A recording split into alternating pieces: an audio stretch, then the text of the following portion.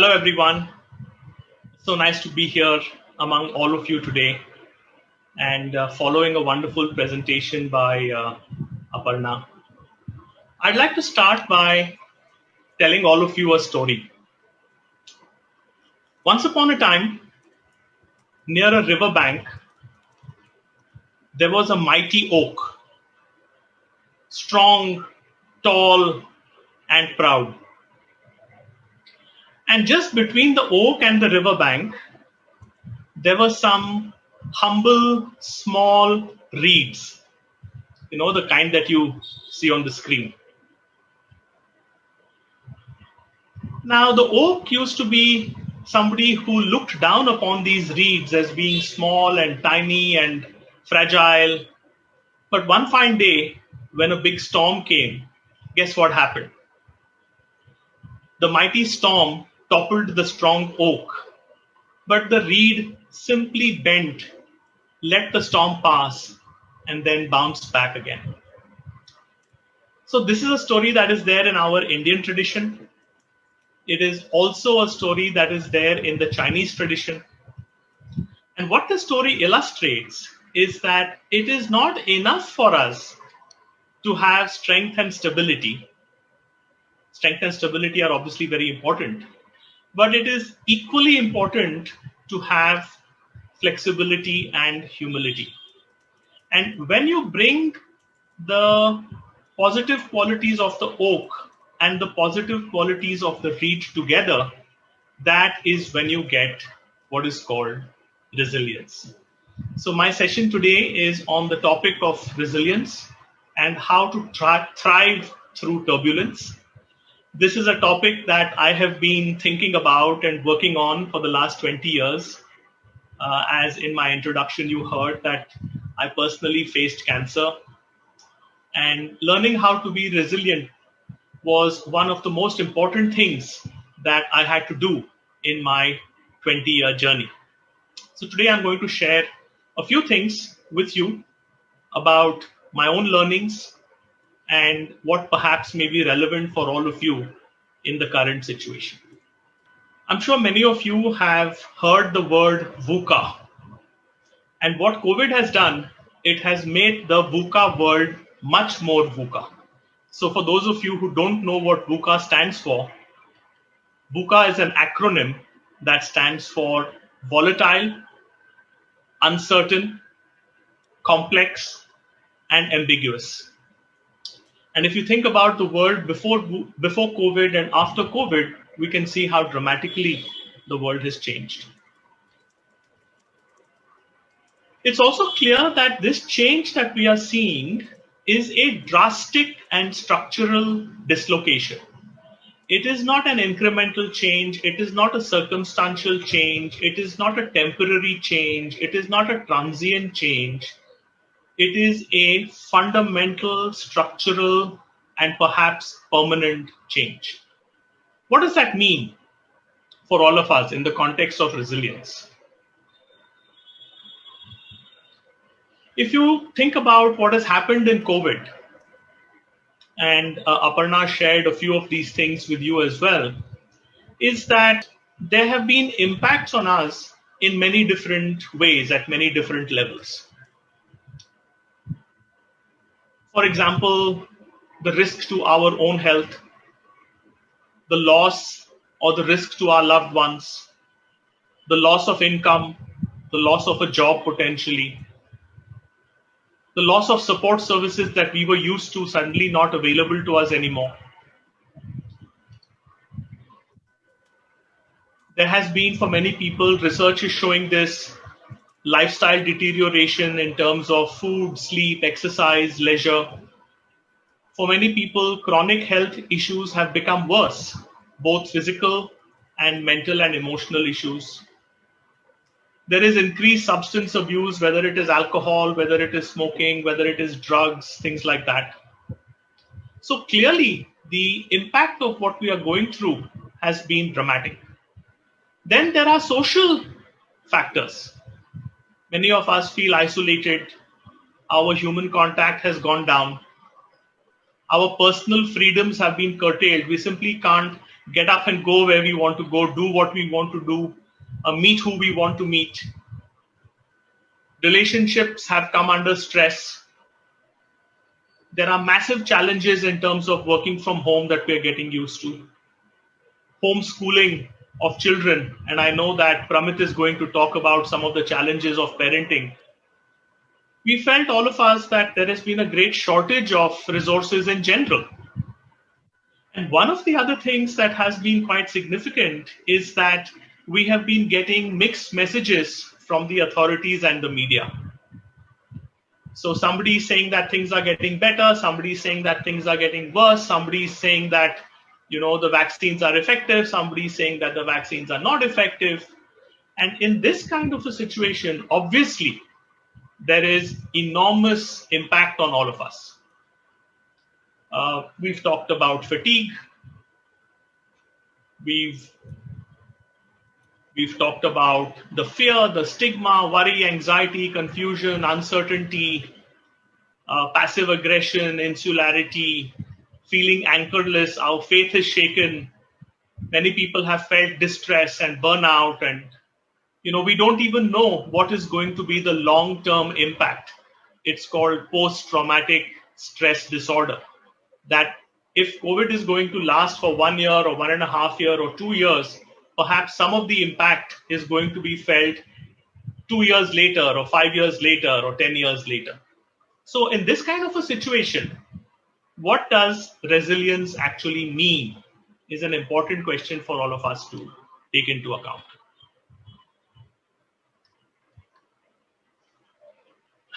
The issue is very simple. What got us here won't get us there. What does that mean? It means that our old strategies are unlikely to work.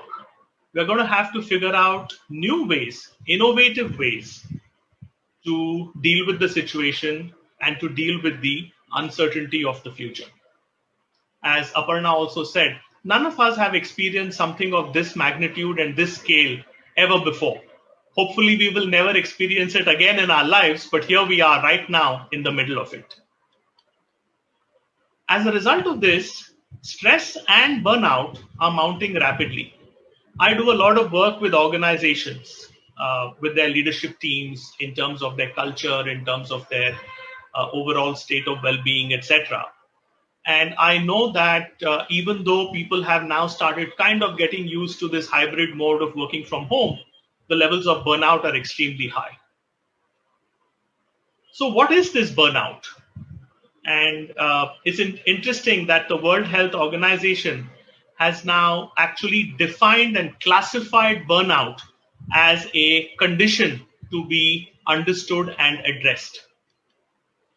So burnout is the emotional, physical, and the drain that we feel due to excessive and prolonged stress, when we feel drained and overwhelmed by the demands that life is actually making on us.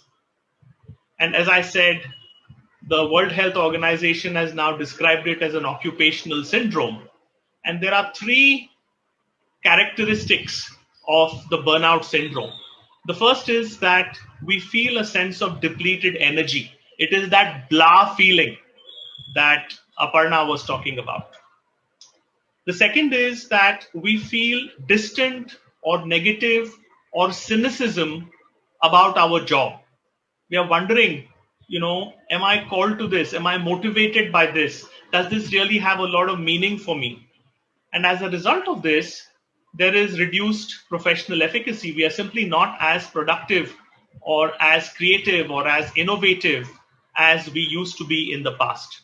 So much so that research is showing that 7 out of 10 professionals feel that they are at risk of burnout after the pandemic. This is a massive number to think about. I know that many of the people in the audience today are professionals and self-employed professionals. And so you yourself and you in your ecosystem probably have a good understanding of what is actually going on here. Now, when people talk about resilience, the immediate understanding of resilience is this idea of bouncing back. And that is obviously a very important part of resilience. But again, there is good research to show that resilience has three different levels. And I'm going to talk about those three different levels. The first level is the level of endurance, which means what is my capacity to withstand a shock in the first place? Some of us have more endurance than others. For example, somebody who runs a marathon may have a certain kind of an endurance. Somebody who's able to go 15 rounds in a boxing match may have a certain kind of endurance. Somebody who's able to do the cross trainer or a treadmill for 30 minutes continuously may have a certain kind of endurance. It's really our ability to withstand the shock when it happens. The second level of resilience is the bounce back idea, which is called recovery, which is after having faced the shock, how is it that I'm going to recover and how quickly and how well am I going to bounce back? But there is a third level of resilience, which I also want to talk about, which is extremely important. And that level is the level of transformation, which is beyond withstanding the shock, beyond bouncing back. How am I going to grow from the experience that I've had? And this I have seen not only in my own case with cancer and with all the patients that we work with. I have seen this with people who are going through any kind of major life adversity, that all of these three areas of resilience really have to be dealt with. And all of them are important. It's not possible to work with one aspect and ignore the other two aspects. So let me tell you a little bit more about this. In our work, particularly with cancer, we come across three typical mindsets. And these three mindsets are the same, as I said, whether it is a serious illness, whether it is somebody being made redundant, whether it is losing a loved one, whether it is somebody's business collapsing, a significant adversity that we face, and all of us face them, you're likely to see three kinds of mindsets. Now, I must be careful here because these mindsets are not mutually exclusive, and we often go from one to the other as well. But what are these three typical mindsets? The first mindset is what we described is the mindset of a victim. What does that mean? So a victim is somebody who has given his or her power away. They feel disempowered. They feel helpless and hopeless. They never really recover from that attack. They stay in that victimhood or victim stage. They tend to live on other people's terms. People around them are dictating what should happen, and they simply comply or they simply submit. And somehow, the victim mindset copes with a subnormal life after their big adversity. And what we have seen is that this is a mindset. This has nothing to do with age, education, geography, culture, anything.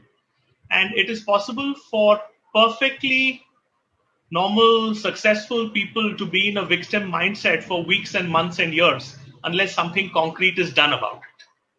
So that is mindset number one. The second mindset is the mindset of a survivor. The survivor mindset is that of fighting the good fight.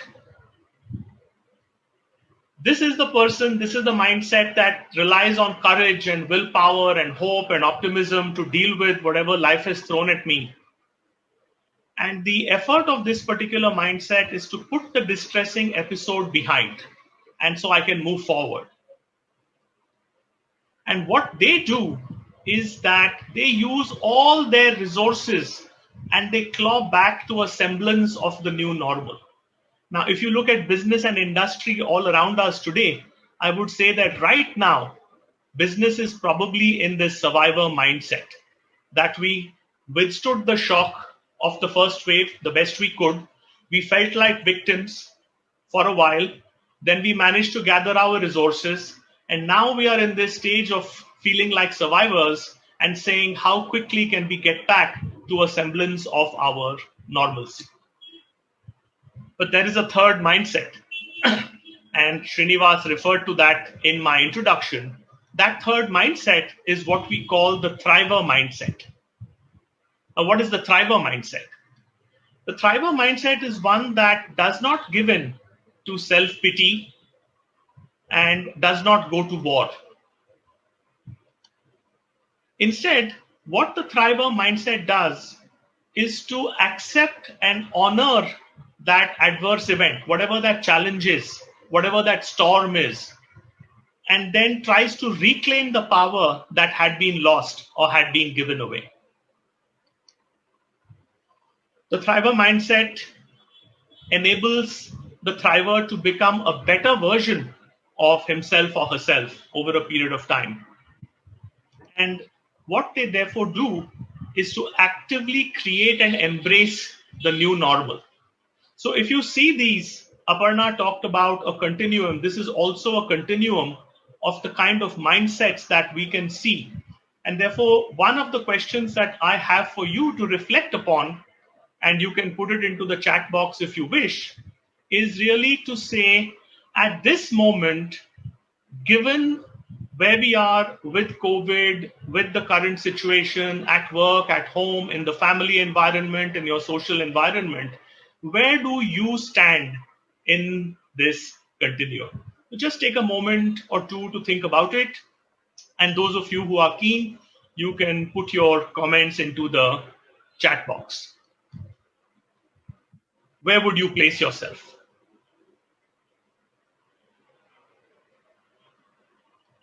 I'm going to keep moving on. Those of you who want to put in something, please do. I will come back to the comments and refer to them a little bit later.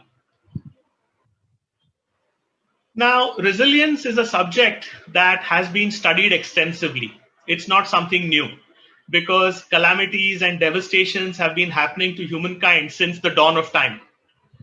And some people have recovered very well, have transformed themselves. So there is good work on this. And what I'm going to share with you is a framework of resilience. And the key concept here that I want to share is the concept of what is called hardiness. How hardy are we? And what these researchers have found out is that hardiness actually comprises of three dimensions. The first dimension is the dimension of control. How much influence are you able to exercise over your life circumstances? Again, Aparna in her presentation talked about the spheres of influence, the sphere of control, the sphere of influence, and those items which are beyond our influence, just our circumstances. So one of the elements of hardiness is how much control you can exert. The second is called commitment. This is the second C. And commitment means to commit yourself to a meaning and purpose beyond yourself, not just to your own survival, not just to your own thriving, but to actually be able to make a difference in some way. Again, I'm underlining what Aparna talked about, which is not only looking for yourself, but also helping others. The third C of hardiness is called challenge, which is how are you able to take the current shock or the current drama or the current storm and to look at it differently. And being able to look at it differently means that you will suddenly find new ways of dealing with it. And therefore, how do you improve the status quo? Now, when I read this framework and I started working with this framework, I personally found that it was a terrific framework, but I found something missing in it. And so I took the liberty of adding one other dimension, and that is the dimension of what I call heartiness. Not just hardiness, but also heartiness.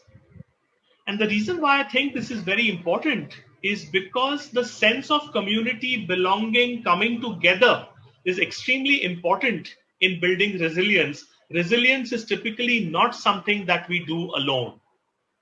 For example, there are more than 500 people today who have come together, and together we are trying to research. This is the aim and vision of this particular summit. So what hardiness means is I've added the fourth C. This is the fourth C of cooperation, which means how do we leverage not just my individual resources, but how do we also leverage our common and our collective resources. So just to summarize, the key concept of resilience is hardiness and heartiness. And these are characterized by these four C's: control, commitment, challenge, and cooperation. Now I'm going to go through each one of them. And again, what I'm going to do is I'm going to ask you to reflect on some questions that I'm going to pose. And you can either just reflect on them, or if you so feel, you can take notes, or if you so feel, you can capture it in the chat box, whichever you feel is okay with you.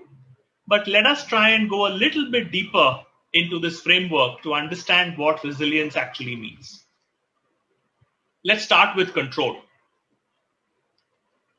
So as I said, control is about exerting influence over our life circumstances. So the questions to ask yourself are, where do I have influence? When we actually look around our lives, we will be surprised that we have actually a lot more influence than we think we do. So what are the areas in your life that you have influence, and how much influence, maybe on a scale of 1 to 10, do you have? Something for you to reflect upon. The second question is one that I find very interesting. Where am I avoiding influence? Actually, as I said, when you look around us, we may be able to influence many more things than we can. And if we can identify areas where we are avoiding influence, including on ourselves, we may be able to exert a lot more of that control that we are talking about. So I invite you to just think about these two questions and reflect upon the extent to which you are exerting influence over your circumstances. The second C is the C of commitment, which is about finding meaning and purpose beyond adversity. And the questions at this moment are, what is most important to me now? And many of us have found, for example, that through COVID, our life priorities have flipped. Perhaps in the past, success, achievement, making money, status, fame might have been a lot more important. But many of us have realized that actually ourselves, our health, our family, our loved one, our relationships, our hobbies, our leisure are extremely important. And therefore, how do we find meaning and purpose in those things which are really important to us becomes the question. And the corollary question to that is, where am I placing my attention and energy? We know that where I place my attention and energy will automatically expand. So am I placing my energy and attention on the things that are truly important? Or am I placing my energy and attention on things that are peripheral and marginal? So again, I invite you to think about in your own life, as of now, what is important to you? Where are you placing your attention and energy? And are you able to discern a meaning and purpose in your life beyond just surviving the adversity? Let's go to the third C, which is challenge, which is reframing and improving the status quo. So all of us, perhaps at this moment, are facing a whole lot of challenges, but maybe there is one challenge which is really important, which is gripping us, which is preoccupying us. Our minds and bodies and hearts are buzzing around with it.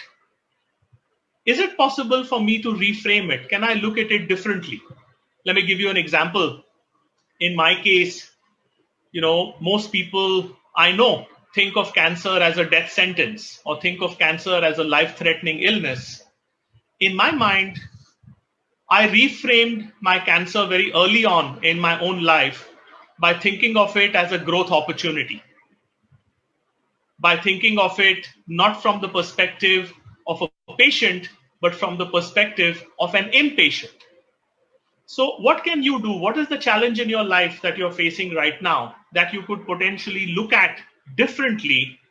And having looked at it differently, what are those small but significant improvements that I can take? Again, Aparna mentioned this in her talk about taking the small steps, the tiny steps, and seeing them as significant victories, and then learning how to pat yourself on the back. So are you doing this? Are you taking your biggest challenge? Are you reframing it? And are you turning that into small and significant improvements? And the last C that I want to talk about is the C of cooperation. This is the heartiness part, which is to leverage common and collective resources. And the first question that I'd like you to think about is, whose support do I need most? Again, I want to echo what Aparna said. Asking for support, seeking support, sharing your vulnerabilities is a sign of strength, not a weakness. My wife, better half, and partner Nilima says that vulnerability is an ability. And so to what extent are you allowing yourself to feel vulnerable? To what extent are you reaching out for help and support? Again, I can tell you from my personal experience and from all the experience that we have from working with people suffering from serious illnesses, is that support is forthcoming if you ask for it. And the next question is, who can I help? And we have seen this in COVID. People have reached out and helped not only people they know and love, but they have helped strangers. And it's an incredible amount of compassion and kindness that we have seen where common and collective resources have been leveraged. So I invite you to think about all of these questions as to which are the ones that are truly important for you. Now, resilience is something that is easy to experience, but difficult to diagnose. And so therefore, what we have done is that we have created a very short quiz. It's a quick self-assessment. There are 12 simple questions. It's based on these 4 C's, and it takes only 3 minutes. Now, we don't have the time during the session for you to take the quiz, but I'm going to invite each one of you to take your cameras and take a screenshot of this link while it is on the screen. And perhaps I'll invite the tech team to also put it up into your chat box so that you can then go ahead and take this quiz later. It'll give you a sense of whether you are low resilience, medium resilience, and high resilience, and some tips about what you can actually do about it. Having talked about resilience from an individual standpoint, I want to zoom out a little bit and say a little bit about the broader subject of stress. Again, the two issues are very closely related. They're in a way 2 sides of the same coin. And what I'd like everyone to do for just about a minute or so is to think about, we all know what stress is. We all feel stress. We all talk about stress. We may be doing some things about stress. But what I'd like you to think about in your piece of paper or in the chat box, if you like, is to write down a 1-line definition of stress as you understand it. Your definition. It need not be somebody else's definition. But if you were to try and define stress in a single line, what would you say?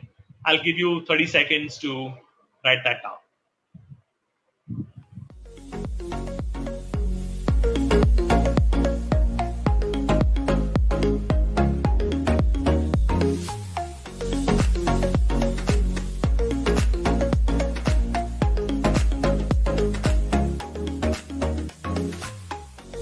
Thank you. I'd like to share my definition because I feel that having a shared definition is very important. If we don't have a common understanding of something, how can we hope to address it effectively? So let me share the definition that I came across when I was struggling with this in my personal journey almost 20 years ago. And this is from a clinical psychologist called Dr. Bill Mitchell. And he defines stress like this. The loss of equilibrium one experiences when the pressures imposed exceed one's coping resources. So each part of this sentence is important. The loss of equilibrium is what I'm feeling on the inside. And as Aparna said, there is a balancing act between the pressure and my coping resources. If the pressure increases and my coping resources don't increase, I feel stress. If my coping resources are higher than the pressure, I feel okay. Which means that stress is a very personal and a subjective phenomenon, right? What we have understood is that stress has a negative impact not only on the individual, but it's having a huge impact on our society.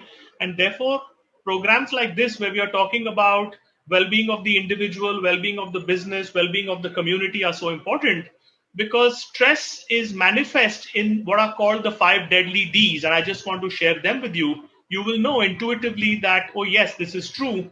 For example, we see that the consumption of alcohol is growing enormously around the world.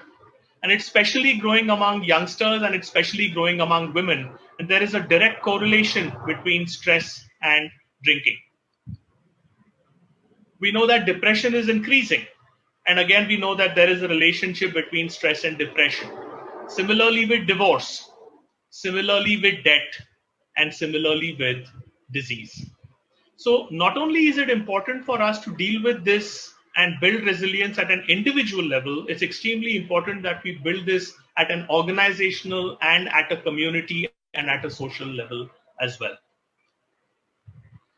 So I'd like to play a video, please. Let's have the video. It's about 3 minutes. Because I don't understand, I cannot define stress. There's a lot of things that, a lot of the questions people ask me, and they will know that since I've been interviewing you, they say, but I know that we get addicted to keywords. But is there a definition that we can assign to the idea of stress? I must tell you this. When I first went to United States a few years ago, wherever I went, everybody was talking about stress management. I really couldn't understand this, because in my understanding, we manage things which are precious to us. Okay? Okay. Our business, our family, our money, our wealth, our children, we manage all these things because these are all things precious to us. Why would anybody manage stress? I couldn't get this. When this word was thrown at me everywhere, stress management, I said, why manage stress? It took me a while to understand these people have concluded that stress is a part of their life. Stress is not a part of your life. Stress is just your inability to manage your own system. Stress is not because of the nature of your work. The Prime Minister is complaining of stress, the chaprasi also complaining of stress. In between, every other person saying his job is stressful, and unemployed are stressful. They don't have anything to do, that also they're stressful. So you're suffering your job, if I get you fired, will you be joyful? No. No. So stress is not about your job, obviously, isn't it? It is just that you do not know how to manage your body, how to manage your mind, how to manage your emotions, your energy, your chemistry. You do not know how to manage anything. You are functioning by accident, so everything is stressful. You get into your car without a steering wheel, or you get into your car, if you turn this way, it goes in the opposite direction. You will be stressful, isn't it? Yeah.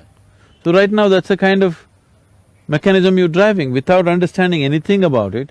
Just by chance you're going blundering through life, you will be stressful. So stress is not because of the nature of the activity that you're performing, not because of life situations. Stress is simply because you do not know how to manage your own system. What is stressful for you, somebody is breezing through it, isn't it so? Correct. Stress is not situational. It is just an inability to manage the inner situation, not the outer situation. Essentially, the quality of our lives change and transform not because we change the content of our lives, only because we have changed the context of our life.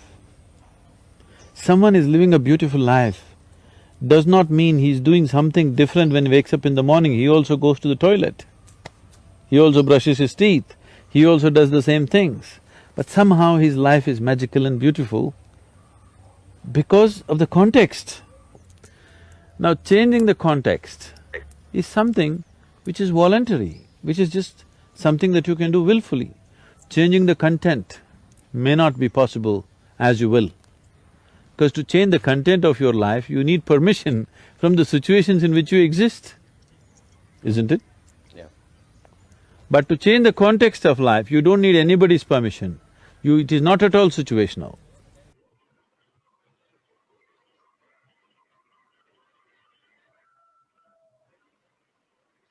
I like that video a lot. And the reason why I like that video a lot is because it tells us that we are responsible and we have the power to be able to change our inner situation. And by changing our inner situation, we have the power to be able to influence our outer situation and our outer surroundings. That, in a way, is the heart of resilience.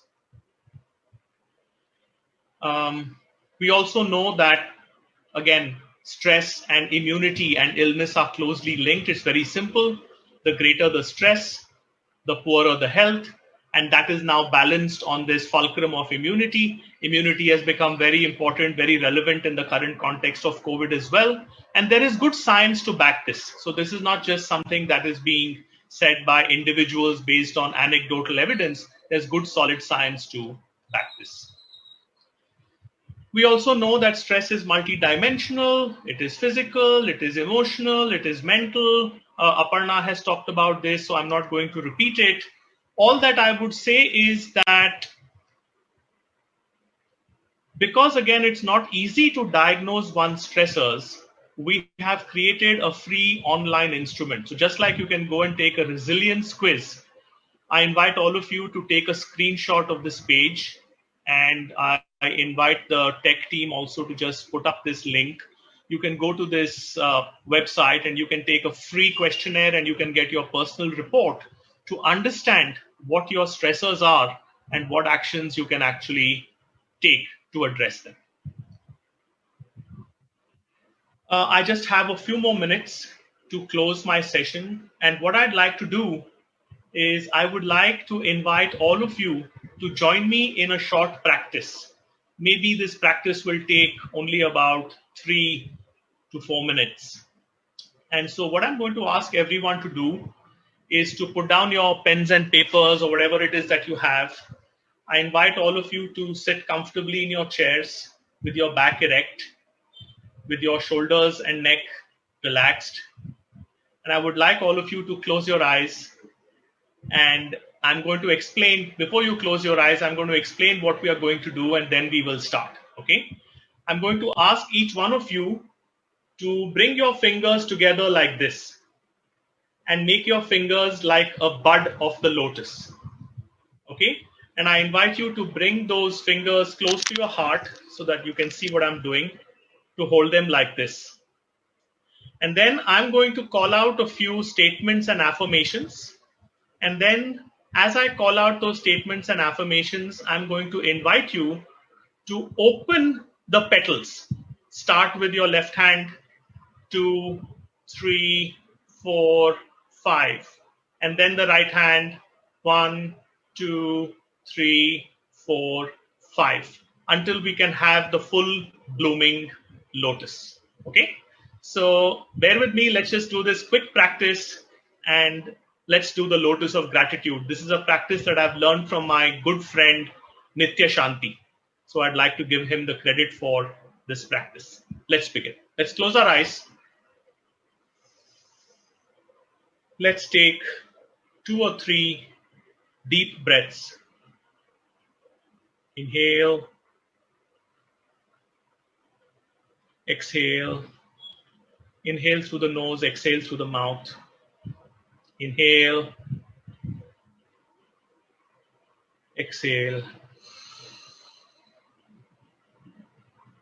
Inhale. Exhale. Feel relaxed, feel grounded, feel anchored, feel centered. And I invite you now to make the lotus buds with your fingers. And I invite you to think about all the things that have been going well, all the things that you are grateful for, all the things that you have been happy about over the last day, week, month, whatever period of time that you want to look at. And I want you to bring up all those things in your mind and in your heart, just like the lotus blooms and blossoms in the mud. I want you to focus on the beauty and the delicacy and this fragile, beautiful flower that is blossoming. So I'm going to call out a few affirmations, and as I call it out, I want you to absorb those affirmations, and I want you to open up one by one your fingers until the full petal will bloom. So let's begin.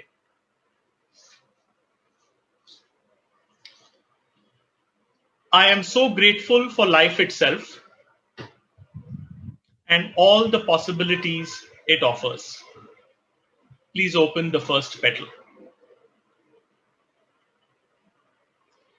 I am so thankful for every relationship I have. All alike are my teachers.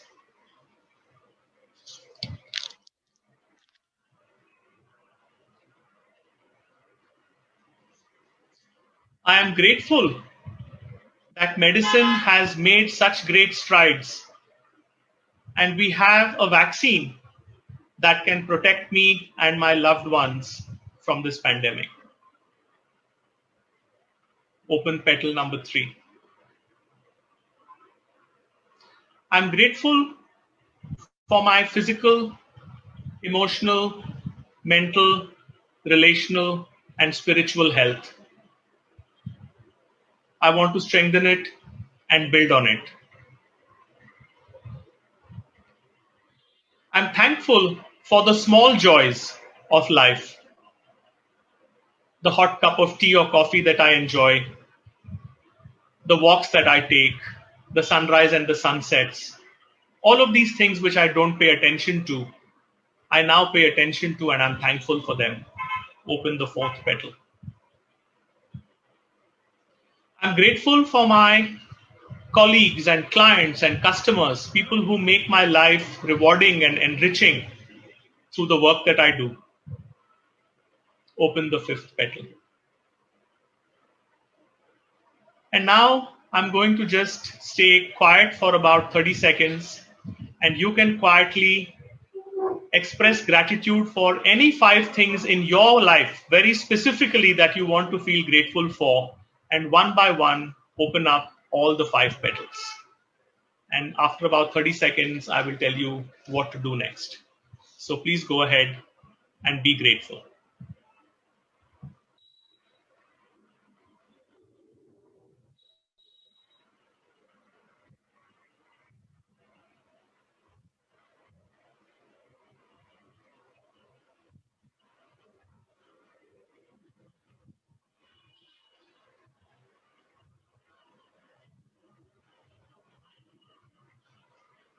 When you have done that, when the lotus of your life is fully blooming, I want you to enjoy and appreciate this lotus of gratitude. I want you to put one palm over the other, and now bring both palms onto your chest, onto your heart, and let your full body feel the lightness and the delicacy and the beauty and the tenderness of this gratitude.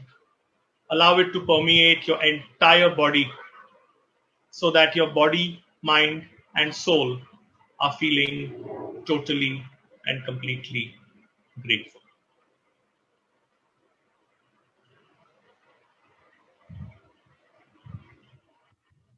When you're ready, you may open your eyes. Thank you very much for participating in that little activity. You might be asking, what does this lotus of gratitude have to do with resilience? It's very simple, that we cannot endure, recover, or transform until we have a solid base. And the solid base is what we already have.